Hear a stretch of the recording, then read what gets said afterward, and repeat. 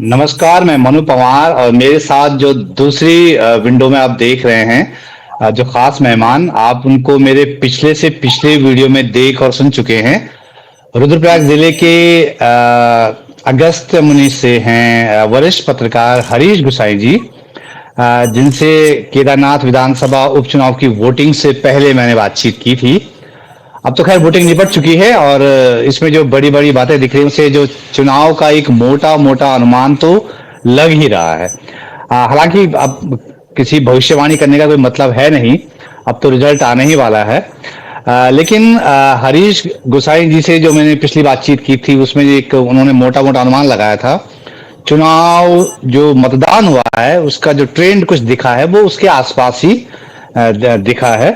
तो मतदान के बाद केदारनाथ उपचुनाव के रिजल्ट के क्या संकेत मिल रहे हैं, इसको डिकोड करने की कोशिश करेंगे वरिष्ठ पत्रकार हरीश गुसाई जी, जो कि उसी विधानसभा क्षेत्र के निवासी हैं और लगातार चुनाव को कवर कर रहे हैं। हरीश गुसाई जी, फिर से बहुत बहुत धन्यवाद और बहुत आभार आपका कि आपने समय निकाला सर, बहुत धन्यवाद आपका। नमस्कार पवार जी और आपके सभी दर्शकों को मेरा नमस्कार। एक बार फिर पुनः आपसे जुड़ने का मौका लगा, आपका धन्यवाद। गुसाई जी, केदारनाथ सीट पर आप बता रहे थे कि 90,000 से ज्यादा कुछ ज्यादा वोट हैं। करीब 53,000 वोट पड़े हैं, जिनमें महिलाओं के वोट पड़े करीब 28,000 और पुरुषों के करीब 25,000, यानी महिलाओं के 3,000 वोट महिलाओं के ज्यादा पड़े। तो इसका मतलब क्या हम ये समझें कि महिलाओं ने केदारनाथ विधानसभा उपचुनाव का नतीजा तय कर दिया है सर? हाँ बिल्कुल। अगर एक लाइन में कहें तो ये कह सकते हैं कि महिलाएं ही तारणहार रहे इस अच्छा। उपचुनाव की। हाँ, अच्छा। क्योंकि एक तो पहाड़ों में क्या है कि अधिकांश पुरुष रोजगार या जैसे बात होती है रोजगार या अन्य कारणों से वे बाहर हैं और लगभग जो उनके उसमें अगर 90,000 में देखें तो महिला और पुरुष की संख्या में बहुत ज़्यादा अंतर नहीं है, लगभग 1,000 का अंतर है अगर टोटल वोटर देखें तो 90,000 में। लेकिन जो वास्तविक पोल हुआ है उसमें 3,000 का अंतर आ गया है पुरुष मतदाता और महिला मतदाताओं में। 25,000 जहाँ पुरुष मतदाताओं ने अपने मतों का प्रयोग किया और 28,000 वहाँ जो है महिला मतदाताओं ने अपने मत का प्रयोग किया है। तो पुरुष भी इसलिए बढ़ पाए कि भाजपा ने इस बार मतलब जो कोई कोर कसर, जैसे पहले भी मैंने कहा था, कोई कोर कसर नहीं छोड़ी है चुनाव जीतने के लिए। तो उन्होंने प्रवासी वोटरों को भी लाने का काम किया है। तो मुझे लगता है कि लगभग जो है 1,000 के करीब ये वोटर भी प्रवासी वोटर, जैसे देहरादून, कोटद्वार या अन्य जगहों पर जो भी यहाँ केदारनाथ विधानसभा के जो वोटर हैं तो उनको लाने का काम किया। तो उसमें ज्यादातर पुरुष ही घर की ओर आए हैं मतदान करने के लिए। तो पुरुषों का यहाँ भी ये फर्क पड़ा। तो निश्चित तौर पर अगर जो मतदाता जो प्रवासी मतदाता आए हैं तो निश्चित तौर पर उन्होंने मत कहाँ किया होगा ये तो वही जान सकते हैं, लेकिन अनुमान हम लगा सकते हैं कि अगर बीजेपी उनको लाई है तो उनमें से अधिकांश ने जो है लगभग बीजेपी को वोट किया होगा। तो महिलाओं पर, क्योंकि महिलाओं पर जो है आप ये देखिए कि निरंतर मोदी जी भी जो है लगातार इस तरह की योजनाएं महिलाओं के सशक्तिकरण के लिए कई योजनाएं उन्होंने केंद्र से भी लाई हैं। तो प्रदेश सरकारों ने भी ये वो किया है। स्वयं सहायता समूह की तरफ से लखपति दीदी योजना बहुत बढ़िया एक योजना है। स्वयं सहायता समूह में जो महिलाएं काम कर रही है उनके लिए रोजगार के साधन उपलब्ध करना और उनको आय के साधन बढ़ाना उनके, तो इसका भी बहुत फायदा हुआ है। और आप देखेंगे कि यात्रा सीजन में जो ये हमारा केदारनाथ यात्रा सीजन में जो स्वयं सहायता समूह इसमें काम कर रहे थे, रोजगार कर रहे थे, जैसे प्रसाद बनाना, रेस्टोरेंट चलाना और अन्य ढाबे वगैरह चलाना जो सरकार ने उनको लेवल कराए थे। तो उससे उनको लगभग 1 करोड़ की आमदनी हुई है। 1 करोड़ की आमदनी इस पूरे जो है यात्रा सीजन में महिला समूहों ने की है। तो ये भी एक फैक्टर है तो जो सीधा सीधा उनको सरकार से कनेक्ट करता है, यानी भाजपा से कनेक्ट करता है। कनेक्ट तो करता। माना जा सकता है कि जो है हाँ। मैक्सिमम महिलाओं ने मैक्सिमम उस पर जो है भाजपा को वोट हम्म, दिया हो। जी वैसे गुरसानी साहब, वैसे हमारे जो पहाड़ में महिला वोट को लेके जो ट्रेंड जो माना जाता है कि वो आमतौर पे जी यही माना जाता है कुछ समय से कि वो बीजेपी का वोट है, वो मोदी जी का वोट है, या ये बिल्कुल। राशन वाला वोट है, ऐसे लोग कहते हैं। जी अब वो जी भले ही जी किसी एक मुश्त किसी पार्टी को ना पड़े, लेकिन एक उससे एक मतलब एक ऐसी क्या इससे एक ऐसी ध्वनि निकल रही है कि शायद केदारनाथ सीट को मतलब बीजेपी इन फैक्टर की वजह से बचा ली जाएगी। क्या ऐसी ध्वनि है इसमें? नहीं, ये इसमें है, क्या कहें कि भाजपा एक चुनाव गुजरता है, दूसरे चुनाव की तैयारियों पर लग जाता है। हम्म। बद्रीनाथ चुनाव हारे, बद्रीनाथ हम्म। चुनाव हारने का उनको बड़ा सदमा भी लगा, क्योंकि आज तक ये कभी हुआ नहीं था कि कोई सरकार जो है उपचुनाव हारे। तो वहां से उनको लगा कि कहीं ना कहीं, और वहीं से उन्होंने रणनीति बनानी शुरू कर ली कि अगर माना जो ही ये केदारनाथ उपचुनाव की नौबत आई तो उन्होंने तत्काल जो है इस पर काम करना शुरू किया। महिलाएं, क्योंकि सरकार महिलाओं के लिए बहुत योजनाएं ला रही हैं, तो सबसे पहला टारगेट उनका महिलाओं पर था।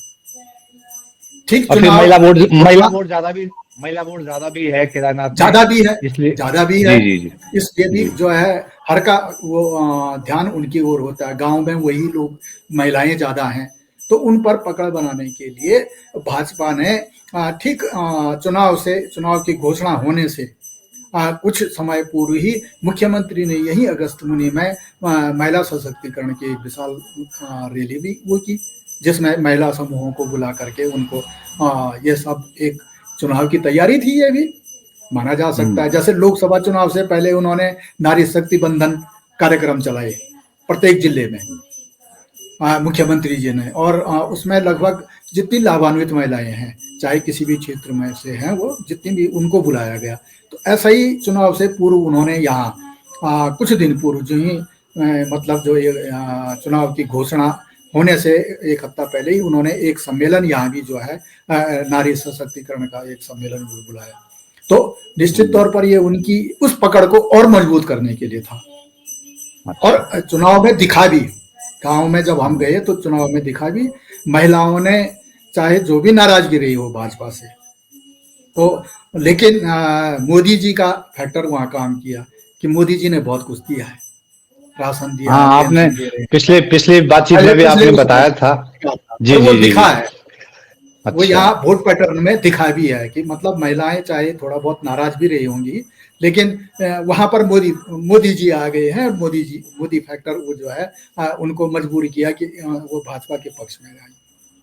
तो तो ये उपचुनाव भी में जो है, उपचुनाव में प्रधानमंत्री के नाम पे वोट पड़ सकता है, बिल्कुल, ये बड़ी क्योंकि दिलचस्प चीज है। ये भी दिलचस्प इसलिए, दूसरा इसलिए भी कि मोदी जी ने केदारनाथ के हम्म। पुनर्निर्माण में बहुत कुछ हम्म। काम किया है, और वो जी जी। लगातार ऐसे प्रधानमंत्री भी रही हैं जो अपने प्रधानमंत्री अब तक के 10 साल के कार्यकाल में 6 बार जो है केदारनाथ आई है। तो उनकी हम्म। आस्था भी केदार, क्योंकि वो कहते भी हैं, मैं यहाँ तपस्या, जब से उन्होंने वो गुफा में तपस्या की तब से निश्चित तौर पर उसके बाद से केदारनाथ यात्रा में बहुत उछाल आया। हम्म। उससे पूर्व इसीलिए बड़ा आस्था से इसीलिए बीजेपी जी जी इसीलिए बीजेपी के लिए बहुत बड़ा चैलेंज था केदारनाथ विधानसभा का चैलेंज उपचुनाव। चैलेंज बिल्कुल चैलेंज भी था, जी। क्योंकि मोदी जी का हम्म। नाम भी इससे जुड़ा हुआ था, तो ये एक चैलेंज भी हम्म। था, और जिसको जी जी। उन्होंने, मुझे लगता है कि बखूबी अंजाम तक जो है पहुंचा हम्म। पाए हैं, ऐसा अनुमानित हाँ हमारा। जी जी। अभी हाँ। जी गोसाई जी, आप इतने बरस से चीजों को देख रहे हैं, चुनाव कवर कर रहे हैं, वहाँ की राजनीति को, वहाँ के समाज को समझ रहे हैं सर। वैसे तो हर चुनाव अलग होता है, लेकिन जो हाल का जो विधानसभा चुनाव हुआ था उसमें केदारनाथ विधानसभा क्षेत्र से बीजेपी को 30,000 वोट मिले थे, और कांग्रेस को करीब 20,000 यानी 10,000 का गैप था। 2022 में जो विधानसभा चुनाव हुआ था इस सीट पर करीब 36% वोट बीजेपी ले गई थी और 21% कांग्रेस के पास था। इसका मतलब ये हुआ कि दोनों पार्टियों के बीच बहुत लंबा गैप है, मतलब वोट के लिहाज से कहूं बिल्कुल तो। क्या बिल्कुल इससे ये बात समझ में आती है कि केदारनाथ विधानसभा क्षेत्र में बीजेपी के पास बहुत निर्णायक वोट है, बहुत वोट है, मतलब क्या ये समझ में आती है इस बात से? बिल्कुल बिल्कुल आती है, और ये दिखा भी है, मतलब पिछले ट्रेंडों को देखे तो ये दिखा भी है मतलब जहां पिछली बार कांग्रेस प्रत्याशी को 12,000 के करीब वोट मिला था, तो भाजपा भाजपा प्रत्याशी को जो है लगभग 21,000 22,000 के करीब वोट मिला था। तो एक बड़ा अंतर, लगभग 10,000 के करीब का अंतर, 9,000 समथिंग से जीती थी, तो 10,000 लगभग वोटों का एक बड़ा गैप। तो वो गैप कुछ इस वजह से भी आया क्योंकि निर्दलीय प्रत्याशी जो है, 2-3 जो निर्दलीय प्रत्याशी थे, वो बड़े मार्जिन पर वोट ले गए और उन्होंने ज्यादातर नुकसान कांग्रेस को पहुंचाया। कांग्रेस का वोट ही छिटक करके उनके पास गया है। 2022 की आप बात कर रहे हैं? जी 22 की बात कर रहे हैं जी। 2022 की बात कर रहे हैं। तो 2022 में ये ट्रेंड दिखा कि जो वोट कांग्रेस का घटा, तो उसके कारण जो है ये निर्दलीय जो प्रत्याशी रहे, उन्होंने कांग्रेस का वोट काटा है। तो मूलतः क्योंकि वो लोग कांग्रेसी विचारधारा के थे और उन्होंने कांग्रेसी वोटों पर जो है सेंधमारी की। भाजपा का माना जाता है कि मतलब कैडर वोट जो है बड़ा पक्का होता है, तो वो दिखा भी। इस चुनाव में क्योंकि ये प्रतिष्ठा का प्रश्न था भाजपा के लिए, तो भाजपा ने उसको उसी तरह से लड़ा। लेकिन कांग्रेस के लिए एक मौका था जो वो सिद्ध करना चाहते थे कि तुम अयोध्या भी हारे, तुम बद्रीनाथ भी हारे और तुम केदारनाथ भी हारोगे, केदारनाथ भी हार रहे। तो एक उनके पास एक बड़ा मौका था ये अपने को स्टेबल करने का। स्टेबल करने के लिए ये 2027 के लिए उनके लिए संजीवनी का काम करता। अगर ये जीतते हैं तो संजीवनी का काम करेगा 27 में, क्योंकि उनके पास कहने के लिए होगा कि भाई सरकार इतने सालों से भाजपा की सरकार है और वो कुछ नहीं कर रही है, इसीलिए लगातार हार रही है। तो उनके लिए एक नैरेटिव बनाने के लिए जो है एक बहरहाल अभी तो अब रिजल्ट पे ज्यादा टाइम है नहीं, मतलब ज्यादा समय है नहीं, तो उसमें बहुत चीजें कह नहीं सकते। आप से मेरी जब फोन पे बात हो रही थी, आप कह रहे थे कि केदारनाथ विधानसभा क्षेत्र में बीजेपी ने बहुत मोर्चों पर काम किया। तो सबसे ज्यादा काम बीजेपी ने किस मोर्चे पे किया? क्या वो महिला वोट पे काम किया, क्या वो अनुसूचित जाति के वोट पे काम किया, या हिंदू मुसलमान वाले जो सेंटिमेंट था उसको हवा देने में काम किया? सबसे ज्यादा काम किस मोर्चे पे किया? देखिए ये महिलाओं का तो मैं पहले बता चुका हूं, महिलाओं पर उनको बहुत ज्यादा मेहनत करने की जरूरत नहीं थी। लेकिन फिर भी उन्होंने जब चुनाव की घोषणा हुई तो महिला सम्मेलन, युवाओं का युवा सम्मेलन, इस तरह से अनुसूचित जाति का ये एक रूटीन उस पर उन्होंने किया। लेकिन मूलतः जो भाजपा की रणनीति रही, क्योंकि जब चुनाव अपने उस पर आया और लगातार इनके नेताओं ने जो यहाँ वो किया होगा, तो इन्हें ये लगा कि कुलदीप रावत या अन्य के जो वोट हैं उसमें एससी वोटों का बहुत बड़ा हाथ था। जो कुलदीप रावत जी पिछली बार जो 13,000 वोट लाए, तो उसमें एक बड़ा वर्ग कांग्रेस से छिटक करके जो उनकी तरफ आया था, उसमें अनुसूचित जाति का वोट जो कांग्रेस का परंपरागत वोट माना जाता है, तो वो छिटक करके कुलदीप रावत के साथ चले गया। अब कुलदीप रावत जी जब भाजपा में शामिल हो गए, तो शुरुआत में उनकी कुछ नाराजगी भी रही। तो बहरहाल तो भाजपा को ये लगा कि कुलदीप रावत जी तो पार्टी में आ गए हैं और उन्होंने एक सम्मेलन करके अपने कार्यकर्ताओं को दिखा करके उनका अपना शक्ति प्रदर्शन करके उनके सामने प्रस्तुत किया कि ये आज से आपके लिए काम करेंगे। लेकिन कहीं ना कहीं उनके मन में संदेह था इस बात का कि ये वोट कुलदीप रावत जी के साथ हमारे पास ट्रांसफर होगा कि नहीं होगा, क्योंकि उसमें ज्यादातर अनुसूचित जाति का वोट था।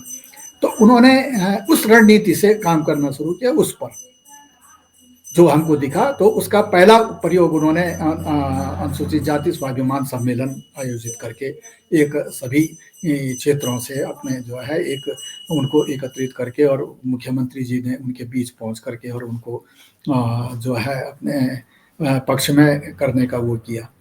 और साथ ही उसके बाद से लगातार जो उनके गढ़वाल मंडल के चारों अनुसूचित जाति के विधायक हैं, शक्तिलाल शाह जी बिलखना से, ये जो है भोपाल राम टंटा थराली से हैं, ये देहरादून से जो है ये अपने वो हैं क्या नाम कहते हैं, मैं नाम भूल रहा हूँ उनका, और वहाँ से पुरोला से जो है दुर्गेश्वर लाल जी जो है, ये सभी जो है यहाँ क्षेत्र में अनुसूचित जाति वोटों को जो है लुभाने के लिए ये लगातार रहे। साथ में अजय टमटा जी थे, केंद्रीय राज्य मंत्री, रेखा आर्य हम्म, थी कैबिनेट मंत्री। तो ये सब का काम था इसको वोटरों को वो करने के लिए, और इसमें ये हम्म, मुझे लगता है कि काफी हद तक सफल भी हुए हैं।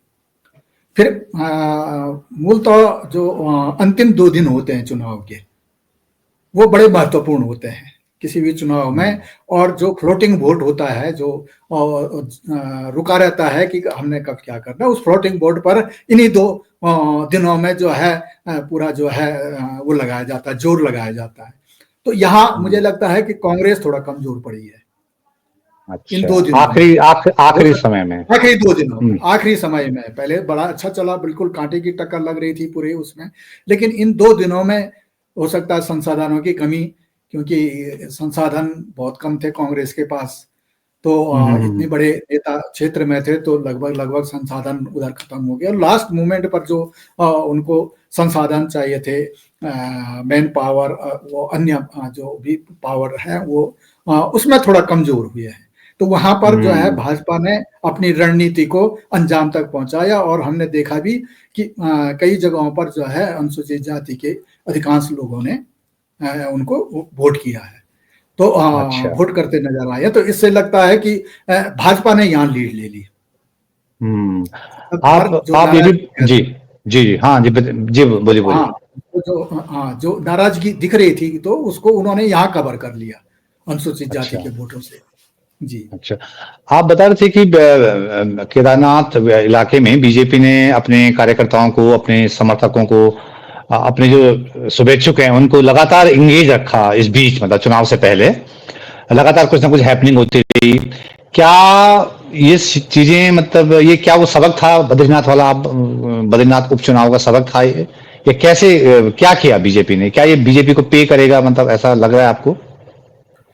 जी, देखिए होता क्या है, जब बद्रीनाथ चुनाव हारे तो भाजपा कोई चुनाव जीतती है हारती है, उसके बाद उसकी समीक्षा जरूर करती है।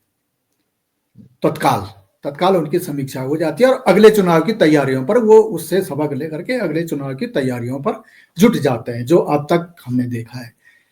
बद्रीनाथ हारे, उसके बाद अचानक से केदारनाथ में भी चुनाव की नौबत आ गई। तो हम्म, वो उन्होंने कुछ तो वहां रीड किया था कि हम क्यों हारे हैं। तो उसमें एक बड़ा उनको लगा कि क्योंकि उपचुनाव आज तक कभी नहीं हारे थे कोई सरकार, तो उनको लगा कि हमारे जो वोटर हैं वो निष्क्रिय रहे।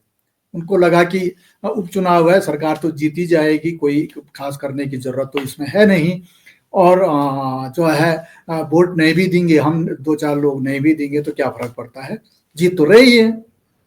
एक इजी वे में ले लिया। लेकिन जब हार गए तो उन्होंने सारा जो अध्ययन किया होगा, जो भी समीक्षा निकाली है, तो इसमें एक बड़ा ये आया कि हमारा वोटर बूथ तक नहीं गया, मतदान करने नहीं आया, और इसको लेकर के वो इस चुनाव में सतर्क रहे। ये भी उपचुनाव है और ये प्रतिष्ठा का था। तो शुरू से ही भाजपा जो है अपने बैठकों के जरिए और कई सम्मेलनों के जरिए, युवा सम्मेलन, महिला सम्मेलन, और इस तरह से बूथ लेवल का सम्मेलन, उनके यहाँ तो पन्ना प्रमुखों का सम्मेलन, इस तरह से उन्होंने सबको बिजी भी रखा, और सबको इस तरह से उन्होंने गाँव में झोंक दिया कि कि कहीं हमारा वोटर वो ना हो जाए। सभी आशा कर रहे थे उसको कि ना इसमें चार्ज रखा, उसको चार्ज किए रखा। बिल्कुल, बिल्कुल चार्ज रखा, और जो ही चुनाव की घोषणा हुई तो लगातार उनको फीडबैक उनका जाता रहा कि ये करना है, हम्म, क्योंकि वे मतलब चुनाव से पहले ही सब बैठकों का दौर चल रहा था, और जो है इस वजह से जो है वो हो रहा। तो ये एक हम्म, बड़ा वो रहा उनके लिए, महत्वपूर्ण भी रहा, और कार्यकर्ताओं को समेटने का उनको कोई हम्म, मतलब कुछ वो करने का कोई मौका नहीं दिया।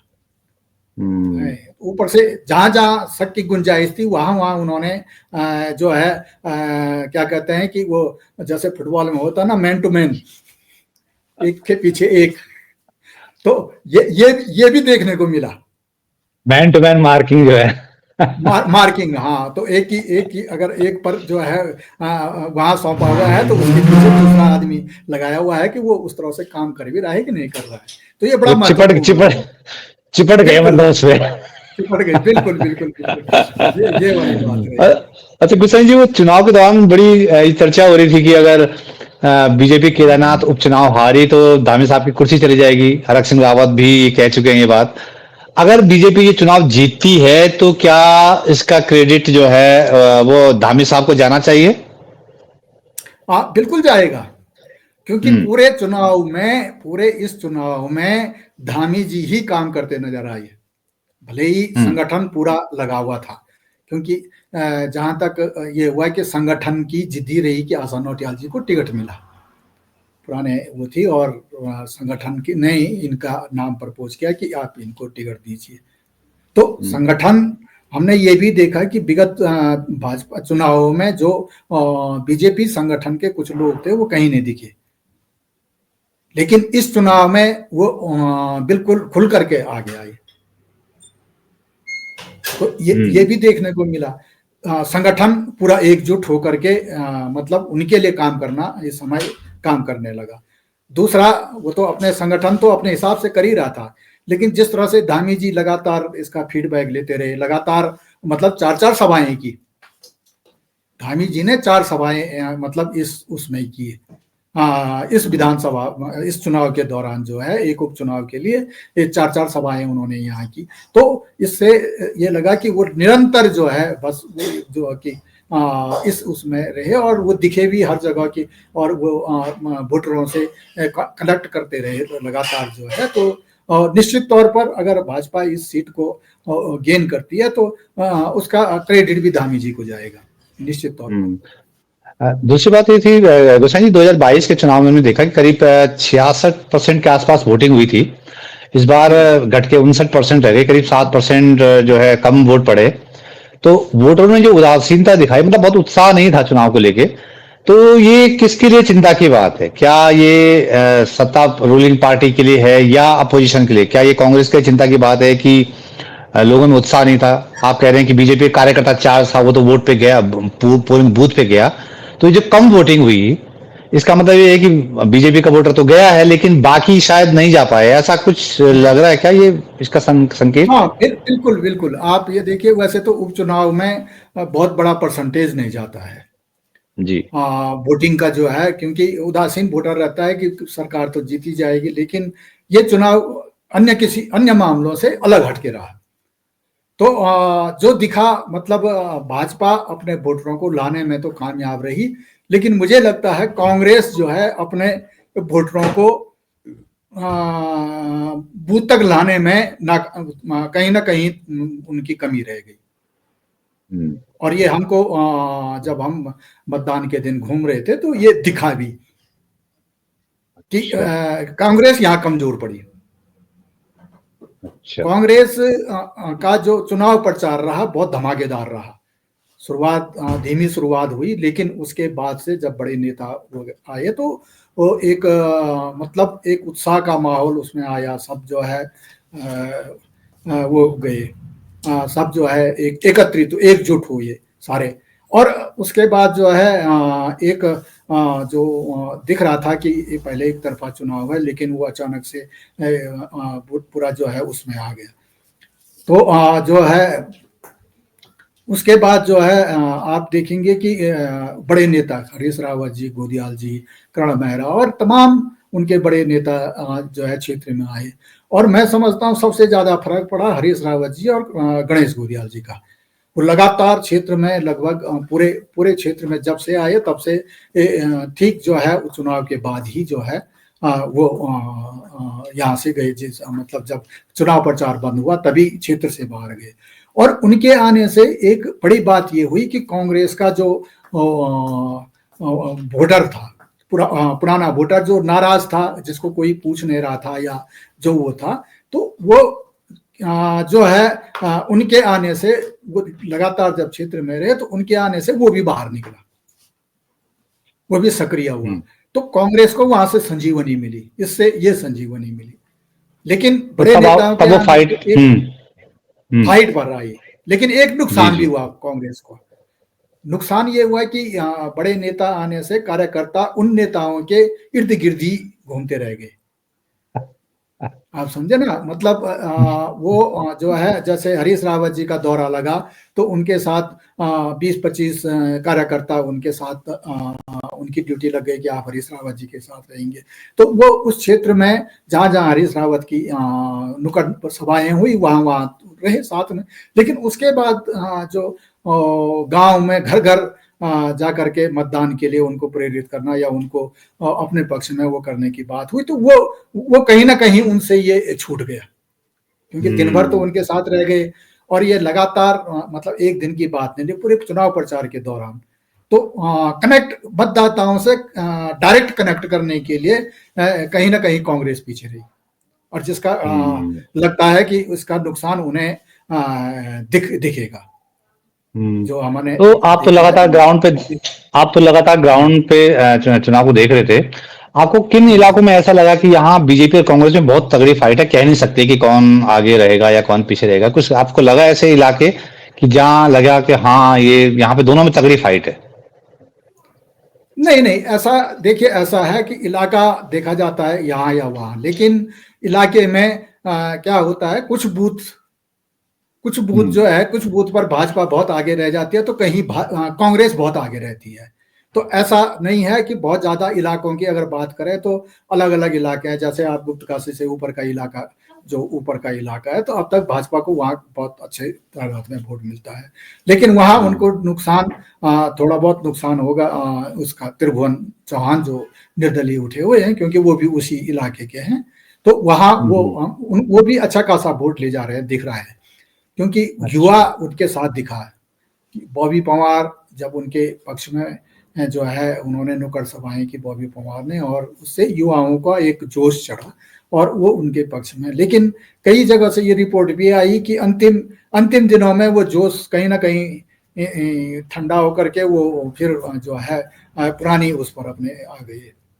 तो लेकिन फिर भी वो मतदाताओं के बीच अपनी पैठ बनाने में बहुत सफल दिख रहे हैं अभी। त्रिभुवन चौहान की त्रिभुवन बात आप चौहान। कर रहे हैं? जी तो जी क्या जी। हम ये बहुत माने बढ़िया। तो कि वो क्या अगर हम वो ये माने कि त्रिभुवन चौहान 2022 की तरह कुलदीप रावत जैसा फैक्टर साबित हो सकते हैं कई जगह, किसको नुकसान पहुंचाएंगे अगर ऐसा लगता है तो? नहीं, वो अगर ये कहें कि वो भाजपा को ज्यादा नुकसान पहुंचाएगा बजाय कांग्रेस के। अच्छा। हाँ, भाजपा को, क्योंकि वो उस इलाके के हैं जहां भाजपा के वोटर ज्यादा है। वहां भी कई बूथ हैं जहां कांग्रेस को अच्छा वोट मिलता है, ऐसा नहीं है। लेकिन क्या है कि कुछ तो वो कम्युनिस्ट लोग हैं वहाँ, कम्युनिस्ट का जो है वहाँ भी अच्छा जनाधार है। पिछले वोट उसमें तो वो जनाधार नहीं ले पाए, लेकिन उससे पहले के चुनावों में लगातार वो जो है लगभग 2000 के आसपास वोट लेते आए हैं कम्युनिस्ट, क्योंकि उसी किस इलाके इलाके की के बात थे कर वो। रहे हैं आप? किस हाँ, इलाके ये की बात गुप्त कर रहे हैं काशी से आप? ऊपर, गुप्त गुप्त काशी, काशी से अच्छा अच्छा, ऊपर हाँ। का। जी ठीक है जी, हाँ। है ना। तो इस अच्छा। समय तो वो कांग्रेस के साथ थे, गठबंधन के तौर पर, जो हम्म इंडिया गठबंधन का जो वो था हम्म उनका, तो वो था, हम्म। लेकिन बहुत बड़ा असर वो कांग्रेस को दिलाते नहीं दिख रहे हैं। तो वहां जरूर थोड़ा बहुत भाजपा को वो नुकसान पहुंचाते नजर आ रहे हैं, लेकिन उसकी त्रिभुवन भरपाई चौहान। अन्य जगहों से, हाँ, अन्य जगहों हम्म, से हो रही है, क्योंकि वो अच्छा उससे नीचे बहुत कम जगहों पर वोट ले पा रहे हैं त्रिभुवन चौहान। मतलब जब घाटी से अच्छा। नीचे उतर जाते हो तो अन्य जगहों पर, बहुत कम जगहों पर है कि वो थोड़ा बहुत वोट ले जाएंगे। तो हम्म। जो वहाँ नुकसान उनको था, तो वहाँ उन्होंने अगर भाजपा को 20% नुकसान पहुंचाया होगा, तो उसमें से करीब 8 से 10% कांग्रेस को भी नुकसान पहुंचाया होगा। अच्छा अब भाजपा को अच्छा। भले ही ज्यादा है, लेकिन कांग्रेस को भी कहीं ना कहीं कौन? नुकसान उनकी वजह से झेलना पड़ सकता है, क्योंकि अच्छा। अंतिम दौर पर कहें तो कहीं ना कहीं जो है जातिवाद का भी वो देखा गया। जातिवाद भी अंतिम दौर में एक फैक्टर बनाने की कोशिश हुई। हाँ, नहीं समझे, ठाकुर और ब्राह्मण और ये जो चलता है जो है चुनाव में, तो वो भी एक मतलब कुछ बड़ी तेजी से लो। सुनाई दिया कि ये भी चल रहा है अब, और अंतिम दौर में चलता हम्म। ही है। हार जीत के लिए हर कोई हाँ। कुछ ना कुछ दांव चलता है, तो उसका अगर कांग्रेस उसका फायदा ले सकती थी, तो वो त्रिभुवन चौहान भी उसका फायदा ले गए अच्छा। कहीं ना कहीं। वो भी उसका मतलब, कहने का मतलब जो जो वोट कांग्रेस को मिल सकता था वहां का नाराजगी का, वो जो है वो त्रिभुवन ले गया। हाँ, इसीलिए मैं कह रहा था कि त्रिभुवन चौहान जो है किसको नुकसान ज्यादा पहुंचा रहे हैं। आपने बताया तो कि चूंकि वो बीजेपी हाँ, वाला हाँ। क्योंकि वो बीजेपी का वोटर था, वो नाराज था, वो कांग्रेस में जाना चाहिए था, लेकिन वो उनके बजाय त्रिभुवन को जाता दिख रहा है ना, तो नुकसान तो कांग्रेस का भी हुआ ना, मतलब उसका फायदा नहीं मिल पाया। हाँ, तो ये वहां ट्रेंड मतलब एक तरह से दिखाई दिया। हाँ, देखा है। हालांकि आखिरी फाइनल तस्वीर तो 23 तारीख को पता चली चुनाव जाएगी, मतलब 23 तारीख लेकिन हम तो की। चुनाव मतदान किस तरह से किस ट्रेंड में हुआ वो उसको एनालाइज करने की कोशिश कर रहे हैं। आखिरी सवाल मैं आपसे पूछता हूँ गोसाई जी। जी पिछली बातचीत में आपने बताया था कि कांग्रेस फाइट में है लेकिन बीजेपी का एज है, यानी कांग्रेस के मुकाबले बीजेपी का पलड़ा भारी दिख रहा है, तब आपने बताया था चुनाव से मतदान से पहले की बात बता रहा हूँ। जी जी तो जी जी। मतदान निपट जाने के बाद अब जो चीजें दिख रही हैं आपको या जो आपने देखी हैं, क्या आप अब भी उस आकलन पर कायम हैं या उसमें कुछ बदलाव हो सकता है? नहीं नहीं, बदलाव कुछ नजर नहीं आ रहा। बदलाव तब नजर आ, देखिए एक हम्म। प्रिस्क्रिप्शन इस तरह से बना था कि अगर 60% के आसपास वोट जाता है तो 60% यानी 53-54 हजार वोटर होता है, और निश्चित तौर पर अगर आप देखें तो लगभग 10 हजार अन्य के वोट ले लें तो यहाँ जो है आपका 44 हजार वोट पड़ता है, बचता है, और 44 हजार वोट दोनों वो ले गए हैं। पहले भी इनके बीच लगभग 10 हजार वोट का अंतर था, हाँ। और कांग्रेस उसको काफी कुछ पाटने में सफल हुई है। तो अगर परसेंटेज बढ़ा है तो इसका मतलब भाजपा ने मेहनत की है और भाजपा ने अपने वोटरों को बूथ तक लाया है, तो निश्चित तौर पर उसका फायदा होगा। कांग्रेस यहाँ चूकी तो निश्चित तौर पर वे जो है अगर हम उसका आकलन इस तरह से करें कि वोटर कितना वोट उनको मिल पाएगा, तो मुझे लगता है कि वो 18 के आसपास, 18-19 हजार के आसपास सिमटते दिख रहे हैं। फिर भी उन्होंने काफी कुछ 6-7 हजार वोट का 7 हजार वोट का जो उनको फायदा हो रहा है वो दिख रहा है, क्योंकि वो उस तरह से कामयाब नहीं, अंतिम दौर पर पिछड़ गए थोड़ा, जो बिल्कुल कड़कटी टक्कर थी। और हाँ, परसेंटेज कम होता तब, क्योंकि वो भाजपा का परसेंटेज कम हो रहा था, तो वहां निश्चित तौर पर तब कांटे का मुकाबला कहा जा सकता था, और वो हार जीत बिल्कुल बहुत नेक टू नेक होता, 1,500-2,000 के आसपास सिमटता, और वो किसके पक्ष में जाता ये कुछ कोई कह नहीं सकता था। लेकिन ये सारा जो अनुसूचित जाति, महिलाएं और अन्य जो पार्टी पर संगठन की पकड़, वो जो है जो संगठन की पकड़ जो क्षेत्रों में है, उसका असर ये रहा है कि भाजपा अब कम से कम 5,000 के हेर फेर में लीड कर रही है। अच्छा, ये आकलन हमने तो देखा है। जी जी जी जी जी, जी। तो ये तो ये खैर हाँ। एग्जैक्ट तो परसों ही पता चलेगा क्या इसको, लेकिन जो हमारा तो आकलन रहा वो ये रहा कि 5 के आसपास जो है भाजपा अभी लीड कर रही लीड है, कर रही है, लीड करती दिख रही है।